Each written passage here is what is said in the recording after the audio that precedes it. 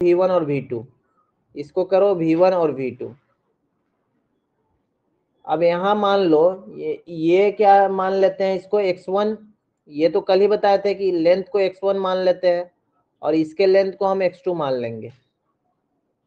और x1 x2 तो हमेशा फिक्स रहेगा ना, ऊपर नीचे बस होगा, कम ज्यादा हो सकता है लेकिन इसका लेंथ कम थोड़ी होगा, हमेशा कांस्टेंट ही रहेगा, कांस्टेंट रहेगा, तो ये लिखेंगे। अब देखो x1 को अगर हम इसको डिफरेंशिएट करते हैं तो दोनों तरफ डिफरेंशिएशन करेंगे तो dx1 by D T is equal to plus dx2 by D T is equal to differentiation of constant with respect to time. क्या हो जाएगा, ये टर्म तो तुम्हारा जीरो हो जाता है, कांस्टेंट का हमेशा जीरो होता है, और ये तुम्हारा v1 हो जाएगा। लेकिन यहाँ पे v1 नहीं लिखेंगे, यहाँ पे हम क्या लिखेंगे, dx1 डिवाइडेड बाई dt को हम लिखेंगे v1 with respect to p। बोलो लिखेंगे, ये लिख सकते हैं v1 with respect to p। तो v1 with respect to p को हम क्या लिख सकते हैं, v1 माइनस vp लिख सकते हैं क्या? बोलो v1 with respect to p को हम क्या लिख सकते हैं, v1 पुल्ली के रिस्पेक्ट में है ना, और ये तुम्हारा v2 भी तो पुल्ली के रिस्पेक्ट में है, इज इक्वल टू जीरो। अब यहाँ पे हम क्या कर सकते हैं कि v1 minus vp plus v2 minus vp is equal to zero. अब यहाँ से हम बोल सकते हैं कि यहाँ से क्या हो जाएगा, vp is equal to v1 plus v2 divided by 2। vp को उधर ले गए और 2 vp हो जाएगा, तो इसको हम बोल सकते हैं कि ये टर्म आ गया मेरा। बोलो किसी को दिक्कत है, डाउट है यहाँ तक?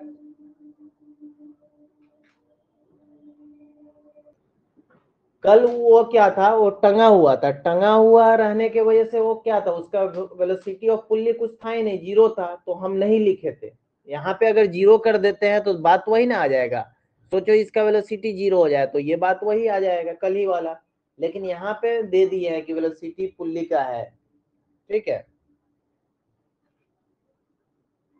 तो ये रिलेशन हमेशा याद रखना। बोल सकते हैं कि acceleration of pulley is equal to acceleration of 1 plus acceleration of 2 divided by 2, ये भी बात इसी से बोल सकते हैं ना, तो ये याद रखना है हमेशा,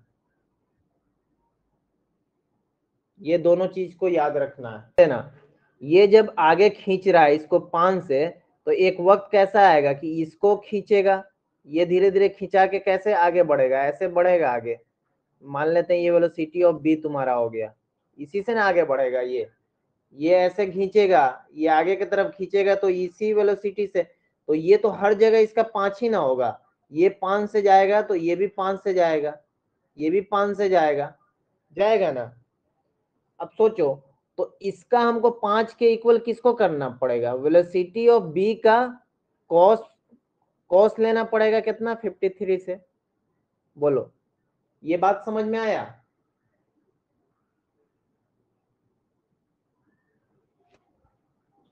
आया या नहीं समझ में? क्या बोल रहे हैं हम, 5 हो जाएगा, 3/5 हो जाएगा। तो यहां से हम बोल सकते हैं कि वेलोसिटी ऑफ बी क्या हो जाएगा मेरा, 25 डिवाइडेड बाई 3 मीटर पर सेकेंड। आ गया समझ में कि वेलोसिटी ऑफ बी क्या होगा?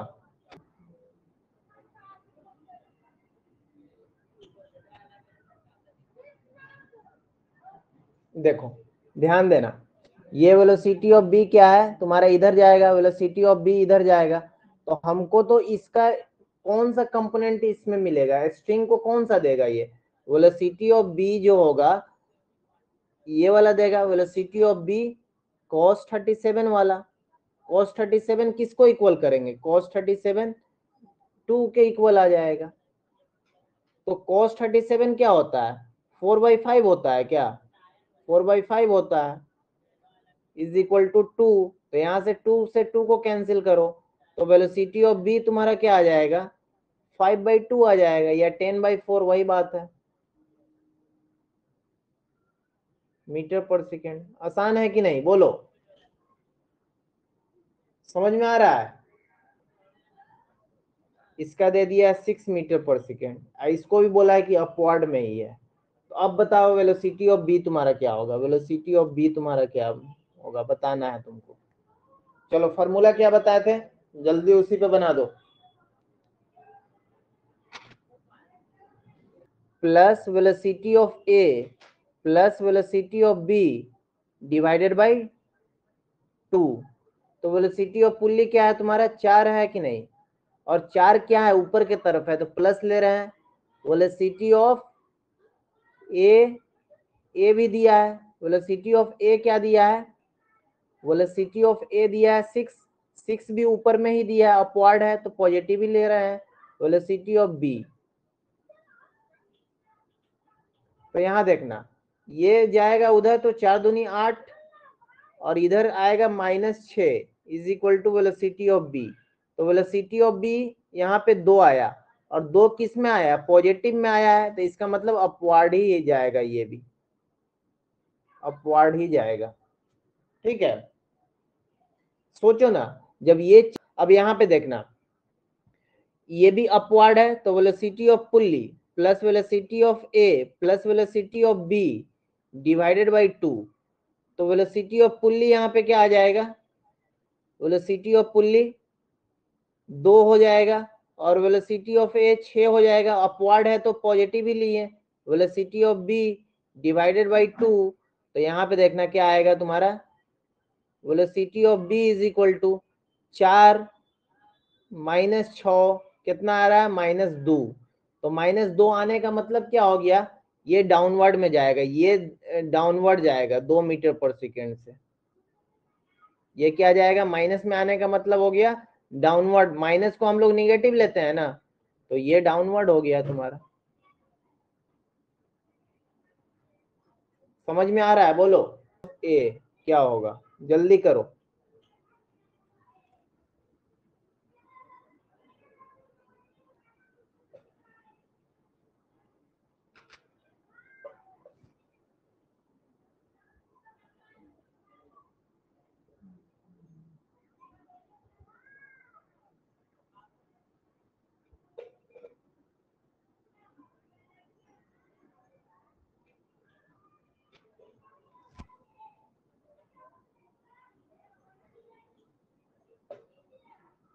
ये क्वेश्चन अलग है, जल्दी करो।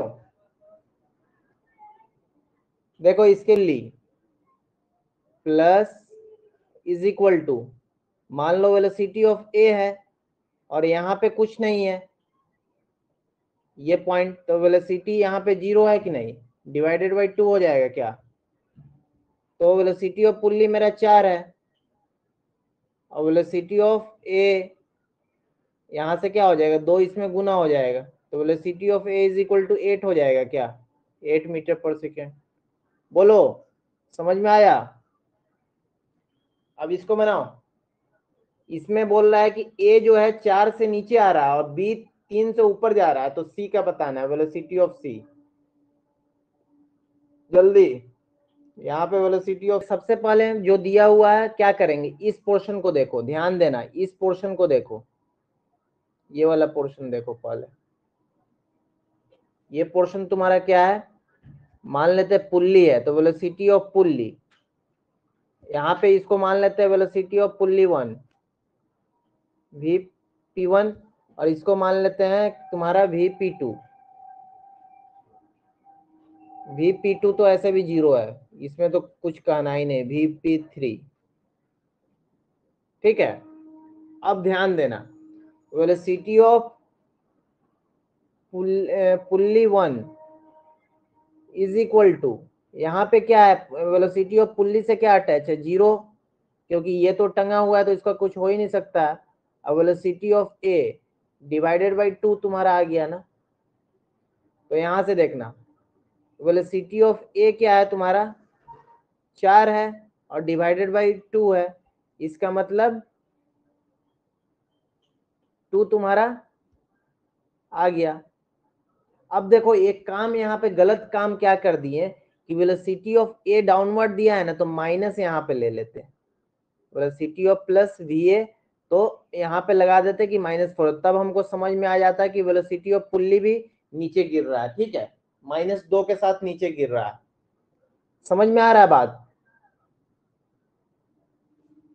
बोलो, कहाँ गायब हो गई तुम लोग? अब जब ये गिराएगा पूरा तरह से 2 से, तो ये ऊपर जाएगा, ये पुल्ली पूरा Vp1 अब क्या हो जाएगा, जब ये हो जाएगा Vp1 -2, तो हम बोल सकते हैं कि Vp2 क्या हो जाएगा तुम्हारा +2 बोल सकते हैं क्या? क्योंकि देखो ये यही एक ही स्ट्रिंग से जुड़ा हुआ है, तो जब ये नीचे लेके आएगा तो ये पूरा पुल्ली ऊपर जाएगा, Vp2 ऊपर जाएगा ना, देखो ना, क्योंकि ये पुल्ली ऐसे अटैच है या इस स्ट्रिंग से, तो जब ये नीचे लेके आएंगे स्ट्रिंग, तो ये स्ट्रिंग ऊपर जाएगा, तो हम बोल सकते हैं कि ये चीज, बोलो,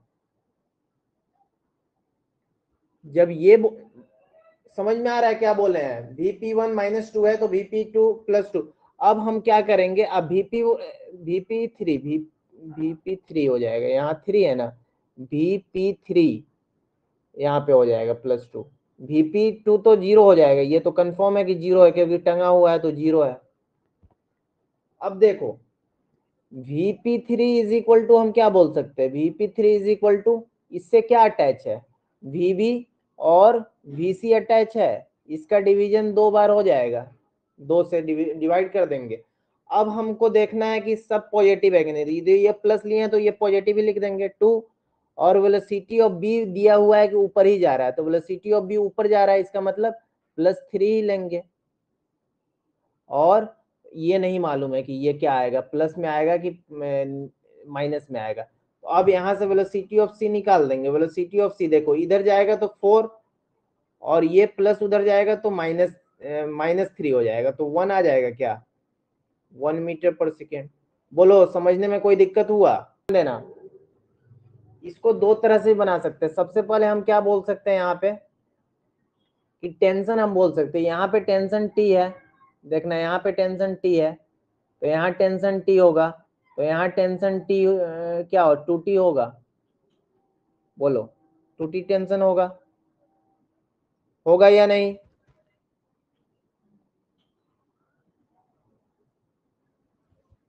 देखो यहाँ पे एक बात बोल सकते, इसका इसमें और इसमें तुम रिलेशन निकाल सकते हो।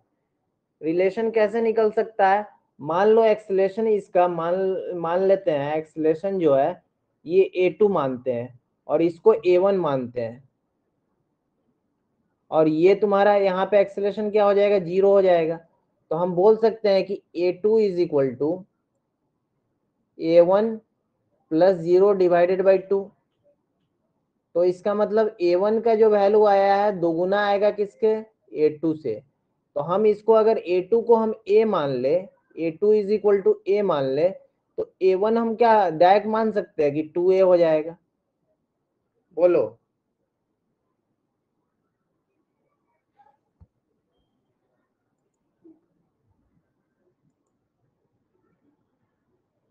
समझ में आया?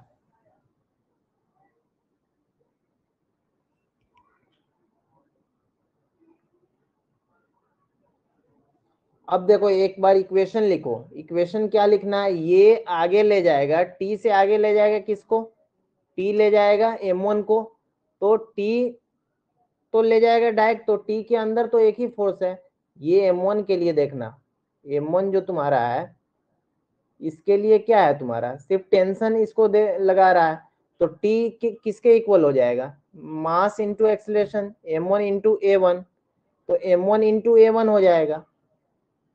हो जाएगा ना, तो इसको हम लिख सकते हैं T is equal to m1 into 2a, बोलो, ये लिख सकते हैं। अब हम इसके लिए क्या करेंगे, बड़ा वाले ब्लॉक के लिए ये m2 है तुम्हारा, और यहां से तुम्हारा F फोर्स है ये वाला, और यहाँ पे टेंशन 2t है पीछे में, तो इसके लिए हम इक्वेशन लिख देंगे F minus 2t is equal to mass of 2 into acceleration into a2, तो A2 के जगह पे हम क्या लिख सकते हैं, M2 इंटू ए। बोलो ये बात समझ में आया। इसको हम लोग बोल सकते हैं कि इक्वेशन 1 है, और इसको बोल सकते हैं कि इक्वेशन 2 है तुम्हारा, यहां तक। बोलो अगर हमको एक्सेलरेशन चाहिए, तो एक्सेलरेशन चाहिए तो इक्वेशन 1 यहाँ पे मान लेते हैं और इसको इक्वेशन 2 मान लेते हैं। तो 1 इंटू 2 करेंगे, अब प्लस क्या कर देंगे 2, इक्वेशन 2। तो जब ये काम करेंगे तो एक्सेलरेशन यहां से पता है तुमको क्या मिलेगा, यहां से तुम्हारा ये 0 हो जाएगा, और यहां से 0 होने का मतलब एफ के इक्वल आ जाएगा कितना,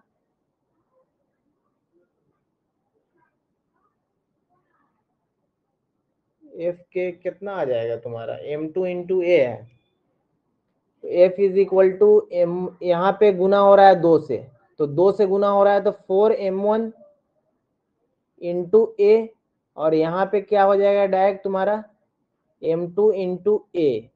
तो यहाँ पे एक्सेलरेशन हम निकाल सकते हैं कि एक्सेलरेशन इज इक्वल टू क्या आ गया मेरा, एफ डिवाइडेड बटा 4m1 प्लस M2। बोलो यहाँ तक तो समझ में आ गया होगा।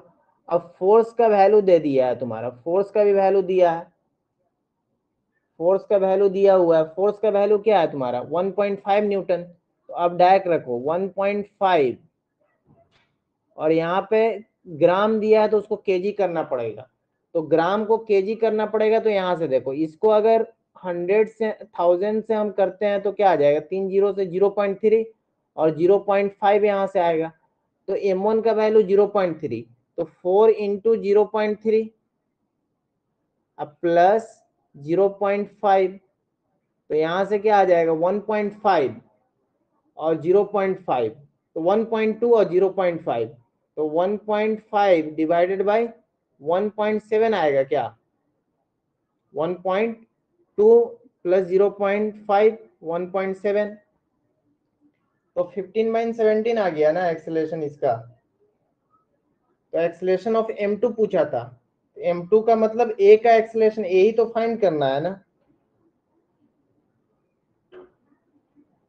तो 15 डिवाइडेड बाई 17 कितना होता है, 17 8 कितना हो जाएगा,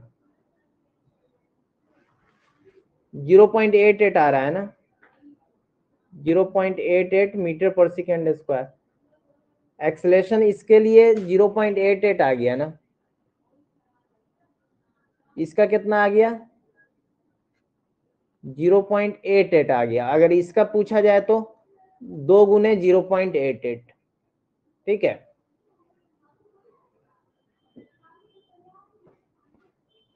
समझ में आ, अब इसमें क्वेश्चन को देखो ध्यान से, ये क्वेश्चन तुम्हारा क्या कह रहा है, क्वेश्चन पहले हम पढ़ देते हैं, ध्यान देना तुम लोग।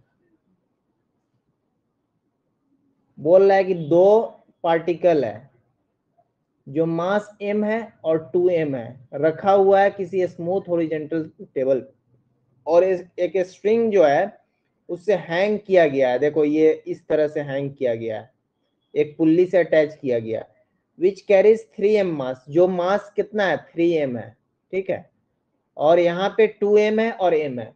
तो देखो इस दोनों में ध्यान देना, ये दोनों में टेंशन तो सेम लगेगा, यहाँ भी टेंशन सेम लगेगा और यहाँ भी टेंशन सेम लगेगा, ये बात तो समझ में आ रहा होगा कि दोनों में टेंशन सेम लगेगा, और यहाँ पे 2t लगेगा, ये बात समझ में आ रहा है ना कि टेंशन t और t। लेकिन देखो जिसका मास ज्यादा होगा उसका एक्सेलरेशन कम होगा या ज्यादा होगा, जिसका मास ज्यादा होगा उसका एक्सेलरेशन कम होगा या ज्यादा होगा, जिसका मास ज्यादा होगा एक्सेलरेशन कम होगा या ज्यादा होगा, कम होगा। तो इसका मतलब ये टेबल पे रखा हुआ है 2m टेबल पे रखा हुआ है, तो इसका एक्सेलरेशन a मान लेते हैं, तो दोनों तो सेम फोर्स न लगेगा, तो इसका एक्सेलरेशन क्या होना चाहिए 2a होना चाहिए, तब तो दोनों सेम हो जाएगा। बात समझ में आ रहा है, एक a होगा तो तब ना 2m इंटू a हो जाएगा, एक m है तो उसमें क्या होना चाहिए 2a होना चाहिए, तब तो दोनों इक्वल टेंशन आएगा। बात समझो, नहीं समझ में आया क्या? हम बोल रहे हैं कि 2m है, इसको खींचा जा रहा है और दोनों में बोल रहा है कि फोर्स सेम लगा है, दोनों में फोर्स सेम लगा है, ये टेंशन दोनों में सेम है, ये टेंशन। तो एक्सेलेरेशन, इसके लिए एक्सेलेरेशन हम a लेंगे, तो इसके लिए तो 2a लेना पड़ेगा कि नहीं, तभी तो इक्वल होगा दोनों एक दूसरे के टेंशन। बोलो, नहीं समझ में आया?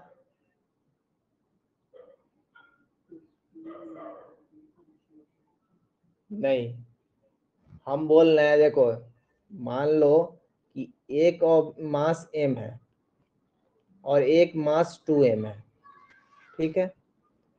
इसका बोल रहे हैं इस पे फोर्स जो लगा है, फोर्स लगा है F के लिए, F लगा है, और इस पे भी फोर्स F लगा है। तो F इक्वल कब होगा, दोनों फोर्स कब इक्वल होगा? जब इसमें हम A से मल्टीप्लाई करेंगे, 2A से मल्टीप्लाई करेंगे, और इसमें हम A से मल्टीप्लाई करेंगे, तभी तो दोनों फोर्स इक्वल होगा। 2am तब ना फोर्स इक्वल आ जाएगा। अगर इसको एक्सेलरेशन हम 2a देंगे और इसको एक्सेलरेशन a देंगे, तभी तो 2am आएगा, ये 2am हो जाएगा। ये बात बोल रहे हैं, समझ में आया सबको या नहीं? बोलो।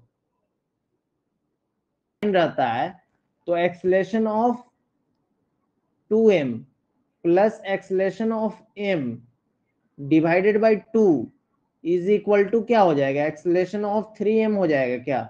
बोलो, ये बात समझ में आया कि एक्सेलरेशन 2m को और एक्सेलरेशन m को जोड़ेंगे और डिवाइड करेंगे 2 का, तो क्योंकि दोनों एक ही से लगा हुआ है, किससे? 3m वाला से लगा हुआ है। बोलो, नहीं समझ में आया?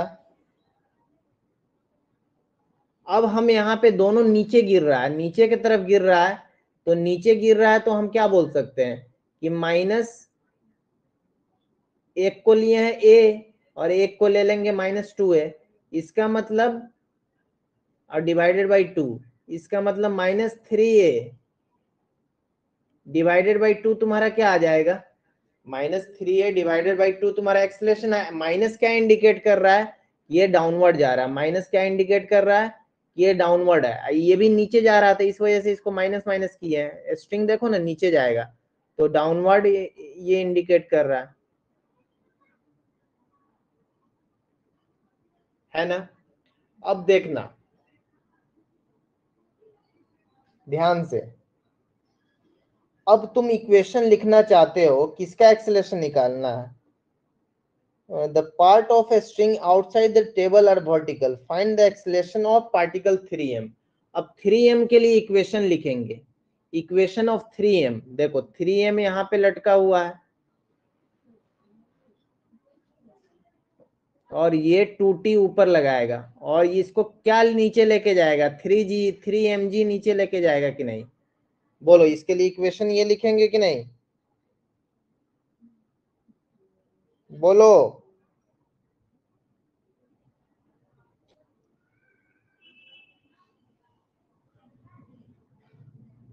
तो क्या लिख देंगे? 3mg minus 2, 3mg minus 2 is equal to mass into acceleration. Mass किसका? 3m into acceleration.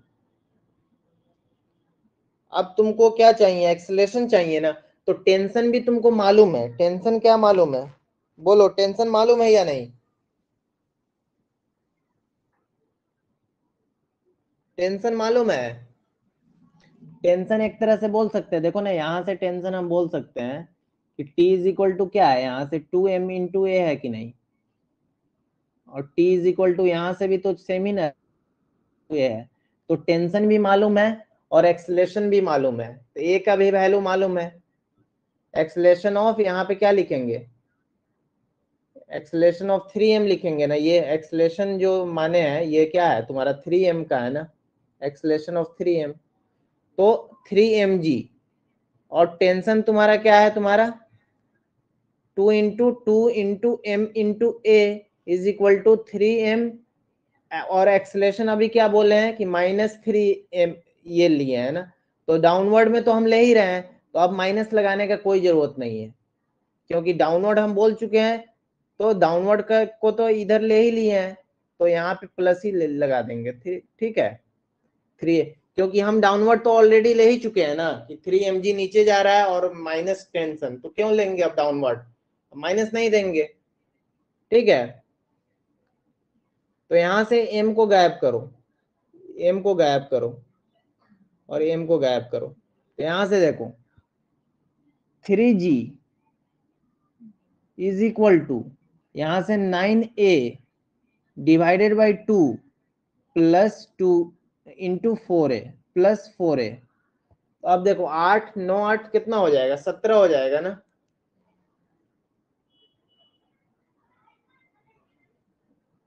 यहाँ पे लिख रहे हैं आप, तो कितना हो जाएगा 9 plus 8 into A divided by 2 is equal to 3g। अब यहां से लिख सकते हैं इसको कि 6g divided by 17 is equal to a आया है तुम्हारा। बोलो आया कि नहीं, समझ में आया। देखो क्वेश्चन कितना छोटा है लेकिन कंसेप्ट कितना लग रहा है।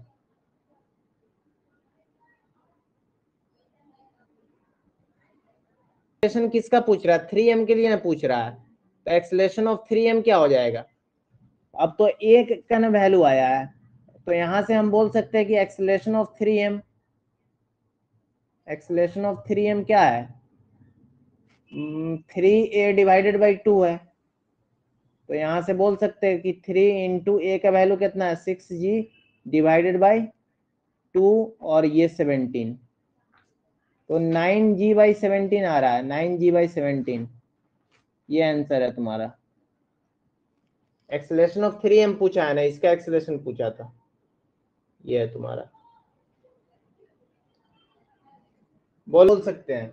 अब इसको हम डायरेक्ट तुम्हारा दो मेथड से हम बता सकते हैं। एक तो तुम जानती क्या हो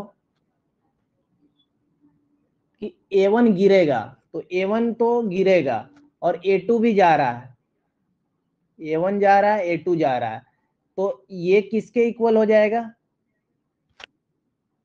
A3 के इक्वल हो जाएगा। तो रिलेशन मेरा आ गया कि A1 plus A2 is equal to 2A3, यही रिलेशन मांग रहा था, ये निकाल दिए, ये तो डायरेक्ट निकल गया।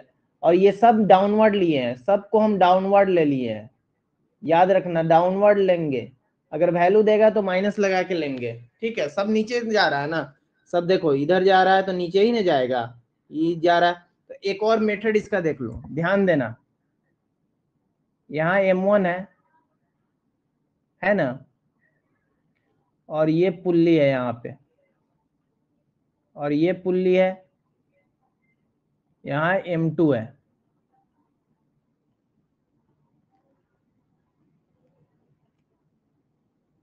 देखना कैसे सबसे सेम आता है, और यहाँ पे M3 है, और इसके एक्सेलरेशन को बोला है A1, ठीक है। इसके एक्सेलरेशन को बोल रहा है कि A2, इसके एक्सेलरेशन को A2 बोला है, और इसके एक्सेलरेशन को A3 बोला है, यही ना बोला है। अब ध्यान देना, ये जो वैल्यू है तुम्हारा, ये है x1 है, ये मान लेते हैं कि x1 है, और ये मान लेते हैं कि x2 है, यहां से यहां तक का लेंथ, और ये मान लेते हैं यहां से यहां तक का लेंथ x3 है, x3 है, ठीक है। तो देखो x1 plus x2 plus 2x3 ना है, देखो है ना कि 2x3 है, x1 ये है, x2 ये है, और x3 ये वाला, और x3 ये वाला, तो 2x3 इज इक्वल टू हम क्या लिख सकते हैं, कांस्टेंट लिख सकते हैं क्या, बोलो कांस्टेंट लिख देंगे। अब यहां से डिफरेंशिएट करो, तो dx1 डिवाइडेड बाई dt, और यहां से dx2 डिवाइडेड बाई dt, और यहां से क्या लिखोगे 2dx3 divided by dt is equal to 0 हो जाएगा। अब एक बार और डिफरेंशिएट करोगे तो D square x 1/dt square, और यहां से करोगे तो D X D square X two divided by D T square, और इसको करोगे तो 2d² x3 divided by D T square is equal to 0। बोलो, अब जब ये वैल्यू d² x1 आया तो देखो ये वैल्यू को क्या कर रहा है, छोटा कर रहा है कि नहीं, ये लेंथ को छोटा कर रहा है, तो छोटा कर रहा है तो इसको हम बोल सकते हैं कि -a1, और इसको भी छोटा कर रहा है, देखो स्ट्रिंग छोटा हो रहा है तो -a2, और यहाँ पे देखो स्ट्रिंग बड़ा हो रहा है, जब ये दोनों स्ट्रिंग इधर आएगा तो ये बड़ा करेगा ना, तो इसको हम लोग +a3 2a3 लिख देंगे इज इक्वल टू 0। अब देखना 2a3 इज इक्वल टू क्या हो जाएगा, डायरेक्ट लिखो, उधर ले जाओ, a1 + a2 आ गया क्या, अब बोलो मिला कि नहीं आंसर भाई, जो आया था मिल गया। चलो ये क्वेश्चन हो गया, इसको